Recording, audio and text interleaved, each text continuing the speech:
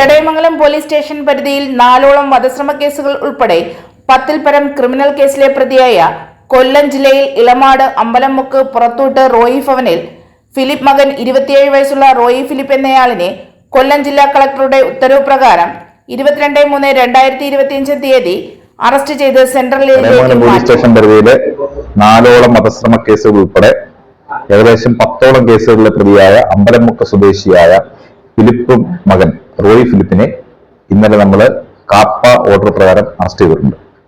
കൊല്ലം ജില്ലാ കളക്ടറുടെ ഉത്തരവ് പ്രകാരമാണ് അറസ്റ്റ് ചെയ്തിരിക്കുന്നത്. നേരത്തെ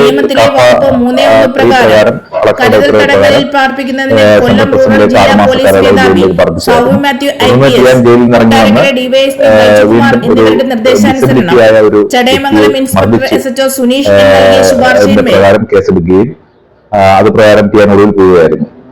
അങ്ങനെ കാപ്പ 3 പ്രകാരം കൊല്ലം ജില്ലാ കളക്ടർ ഉത്തരവ് പുറപ്പെടുവിക്കുകയും ടിയാനെ ഇന്നലെ രാത്രി 8 മണിയോടുകൂടി ആയൂർ ബേറേനെ സമയം വെച്ച് അറസ്റ്റ് ചെയ്യുകയായിരുന്നു.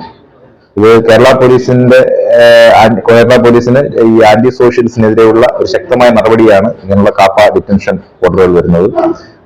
കൊല്ലം rural S P Sabu Mathew IPS അവരുടെ നിർദ്ദേശാനുസരണം Kottara DSP Baijukumar sir, CA Suneel sir തുടങ്ങിയവരുടെ മേൽനോട്ടത്തിലാണ് പ്രതിയെ അറസ്റ്റ് ചെയ്തത്. കൊല്ലം ജില്ലാ കളക്ടർ ദേവിദാസ് IAS ആണ് അറിയപ്പെടുന്ന റൌഡിയും സ്ഥിരം കുറ്റവാളിയുമായ റോയി ഫിലിപ്പിനെ അറസ്റ്റ് ചെയ്ത് 6 മാസ കാലയളവിലേക്ക് തിരുവനന്തപുരം സെൻട്രൽ ജയിലിൽ പാർപ്പിക്കുന്നതിനുള്ള ഉത്തരവ് പുറപ്പെടുവിച്ചത്. Inspector SHO Suresh N, sub inspector Monish M, CPOമാരായ അജിത്, സുഘോഷ് എന്നിവരുടെ ശ്രമഫലമായി ആയൂർ അഗമൺ ബിവറേജസ് ഔട്ട്ലെറ്റിന് സമീപം വെച്ചാണ് ഇയാളെ അറസ്റ്റ് ചെയ്തത്.